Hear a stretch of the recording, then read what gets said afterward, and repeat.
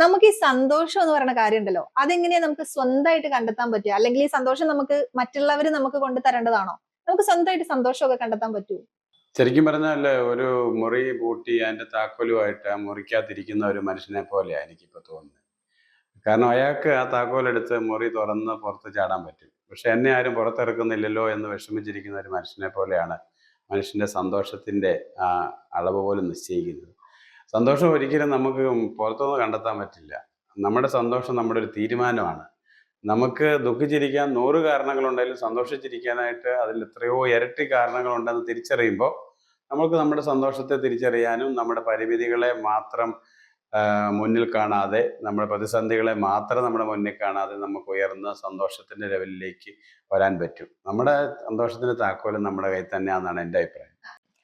Okay, അടിപൊളി. അപ്പൊ നമ്മള് മനസ്സ് വെച്ചിട്ടുണ്ടെങ്കിൽ നമുക്ക് സ്വന്തമായിട്ട് സന്തോഷമൊക്കെ കണ്ടുപിടിക്കാൻ പറ്റും അല്ലെ? അടിപൊളി കേട്ടോ.